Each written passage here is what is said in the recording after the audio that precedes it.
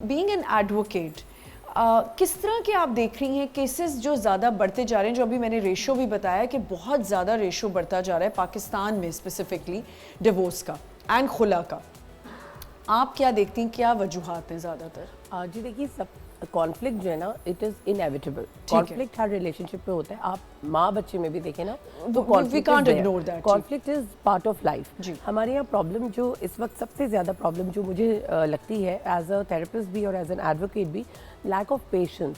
किसी भी रिलेशनशिप को आपको टाइम देना होता है, आपको उसके अंदर इन्वेस्ट करना होता है। और ये वाला जो कपल का रिलेशनशिप है, हस्बैंड एंड वाइफ का रिलेशनशिप है, इसमें इतनी हाई एक्सपेक्टेशंस के साथ हम एंटर होते हैं और उसके बाद हमारा पेशेंस लेवल बहुत कम होता है, तो ब्रेकअप की तरफ फ़ौरन चले जाते हैं। और थोड़ी सी एक्सेप्टेंस भी ज़्यादा बढ़ती जा रही है इस चीज़ की कि लोग भी शायद इस तरह का मशवरा दे रहे हैं कि रन फ्रॉम दिस रिलेशनशिप, बच्चे होने से पहले ज़रा जल्दी रैप अप कर दो। तो आई थिंक थोड़ा सा टाइम देना, तो आप रादर देन कि बच्चे होने से पहले रैप अप कर दो शादी और डिवोर्स ले लो, यू कैन से कि बच्चे अभी ना करें, आप प्लान कर लें लाइफ, प्लान फॉर चिल्ड्रन और give your both of you time to understand each other और लाइफ में। तो आजकल मैं देख रही होती हूँ, आई एम शॉक्ड कि अभी शादी को 6 महीने नहीं होते, आपने इतनी धूमधाम से लैविश इतना खर्चा करके शादी की होती है, और वही कपल्स जो 2-2 साल से साथ होते हैं, 6 महीने बाद डिवोर्स पता चलता है हो गई जी। समझ ही नहीं आ रहा था। अच्छा,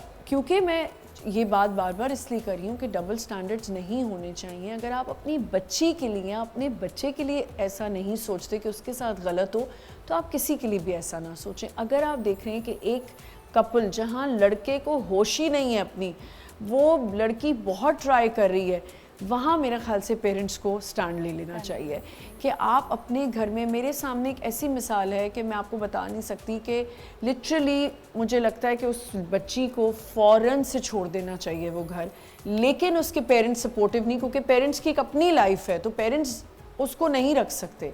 तो वो उस बच्ची को कहते नहीं, यहीं तुम्हारा जीना मरना है, तुमने यहीं रहना है। और जिस तरह वो उस हस्बैंड से टॉर्चर हो रही है, तो यहाँ आके मैं सोचती हूँ कि ये गलत है जी। कई दफ़ा जो है ना, थोड़ा सा सेपरेशन इज़ हेल्दी ऑल्सो, कि अगर उस टाइम पे पेरेंट्स डिवोर्स ना कराएं, बट आप उसको थोड़ा सेपरेट करें, try to understand the situation.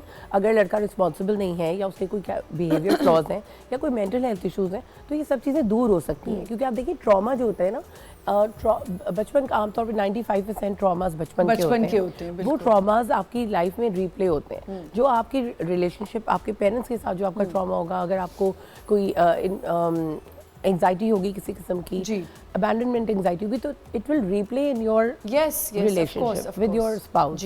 तो जब वो सामने आना शुरू हो जाए, तो बेहतर ये होता है कि उसका ट्रीटमेंट ले लिया जाए, उसको ठीक कर लिया जाए। क्योंकि आप अगर आज डिवोर्स लेके किसी और से भी शादी करेंगे, तो आपको नहीं पता कि उसके साथ क्या प्रॉब्लम्स होंगे।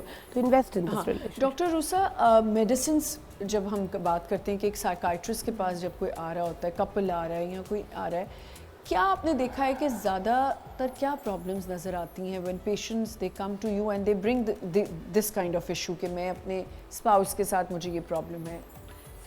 सबसे कॉमनली हमारे जो घर का एनवायरनमेंट है ना, ओवरऑल हमारे घर का एनवायरनमेंट इतना हेल्दी नहीं है अब ओवरऑल। अगर आप देखें, हमारी सोसाइटी का एनवायरनमेंट ऐसा नहीं है, उसने हमारे इंडिविजुअल घरों को भी बहुत अफेक्ट कर दिया है ना। जो हमारी, अगर आप अभी भी देखें, हमें लगता है कि हम साथ टाइम गुजारते हैं, husband and wife, but husband अपने फ़ोन पर है, वाइफ अपने फ़ोन पर है, सो वी हार्डली कम्युनिकेट। और maybe they both are working, तो वो जब उनको अपना मी टाइम मिलता है, so they just spend on the phone. So हमें लगता है कि we are living together and सब कुछ खुश है और सब कुछ अच्छा है, बट वो उस तरीके से होता नहीं है एक्चुअली। वो आप अपनी अपनी उसके अंदर जी रहे होते हैं। ख़वातीन हमारे यहाँ अनड्यू स्ट्रेस में हैं, जो वर्क कर रही है वो भी, जो स्टे एट होम मदर है वो भी। सो वो स्ट्रेसेस क्या है, वो conflictual situations in the families. अगर कोई जॉइंट फैमिलीज में है, तो they end up with a different set of circumstances in their families. Financial difficulties इस वक्त हर अच्छा घर भी गुजर रहा है। And then you know add on, फिर ये जो प्रेशर्स हैं ना, जो हमने दुनिया के ले लिए हैं अभी अपनी लाइफ को सोशल मीडिया के इक्विवेलेंट करने के लिए, जो आर्टिफिशियल स्टैंडर्ड्स हैं, इन पे आने के लिए। अब आप ये वाला सीज़न आप देखें, लोगों की डिज्नी से कम की तो पिक्चर्स ही नहीं आती फेसबुक नहीं बिल्कुल ठीक है। तो इसका मतलब हर बंदा CIP लाउंज से ही ट्रैवल करेगा और वो जाके किसी एक बहुत ही लाविश किस्म की डेस्टिनेशन पे मैं पहुंचेगा। यही बात हमेशा कहती हूँ, I was just about to bring this कि कुछ जो है ना इसमें नुकसान वो सोशल मीडिया का भी है। व्हेन वी सी, अच्छा फ्रेंड्स है ना आपस में, इतना प्रेशर है कि अगर मेरी फ्रेंड बिजनेस क्लास में जा रही है, या चले वो वैसे ट्रैवल ही बहुत कर रही है और मैं पोस्ट कर रही हूँ, पिक्चर्स पोस्ट कर रही हूँ, तो दूसरी को ना एक टेंशन शुरू हो जाएगी, वो आके पोक करने लग जाएगी, वो तो हर वक्त घूमते रहते हैं, उनकी तो लाइफ देखो कितनी अच्छी है। मैं आपको ज़्यादातर बताऊँ, मैंने यहाँ ना लड़कियों की बहुत जो है ना मिस्टेक्स हैं। जी नाजिया। डेफिनेटली। अच्छा, मैं दोनों क्योंकि थेरेपिस्ट, डॉक्टर, एडवोकेट पर्सन बैठे, शादी पे हम लोग इतना इन्वेस्ट नहीं करते कंपैटिबिलिटी पे, और यू नो हम साथ ज़िंदगी गुजारने वाले, थोड़ा सा टाइम भी बंदा एक रूम में अकेले गुजारे तो झिझक होती है, राइट? अरेंज में भी और लव में भी, even if you know the person, that is why वो ब्रेकअप हो जाता है 6 मंथ्स में, बिकॉज हम उस पर्सन को उस कैपेसिटी में नहीं जान रहे होते। ठीक है, बाहर तो हर बंदा हैंग आउट तो अच्छे से इंप्रेशन जमा के करता है। सो वेडिंग्स के ऊपर एवरेज स्पेंड जो है, इस वक्त सीजन भी चल रहा है, तो I think it's absurd, unrealistic और बोरोड और लोन मनी पे आप इतना पैसा लगा रहे हो शादियों पे और लहंगों पे और शोशा पे। ये मैरिज के ऊपर इन्वेस्ट करने का किसका जिम्मा है?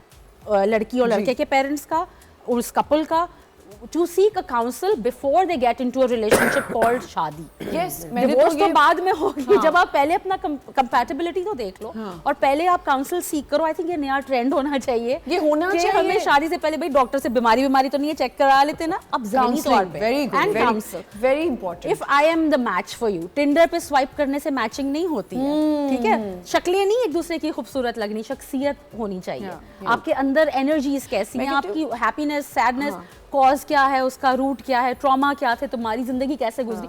We don't have such conversations। ये हैवी लगती है ना लोगों को कि ये भारी बातें नहीं, कौन अगर करेगा। काउंसलिंग के लिए पहले चले जाएंगे तो जी उनको घर वाले ही डरा देंगे कहीं रिश्ता ना खत्म हो जाए। मैं कहती हूँ अगर रिश्ता आप देख ही रहे हो तो पहले तो देखो ना कि जिंदगी गुजर सकती है साथ के। मुझे तो ऐसा लगता है कि ये बहुत ज़रूरी है कि कल को आपको किसी स्ट्रेस से गुजरना पड़े, वो आप ही की बच्ची है, आप ही का बच्चा है, अगर वो तकलीफ में होगा आप तकलीफ में होंगे। मुझे 5 लाख के लहंगे ने सवाब नहीं देना, मतलब I think this is something that I should spend on. Exactly.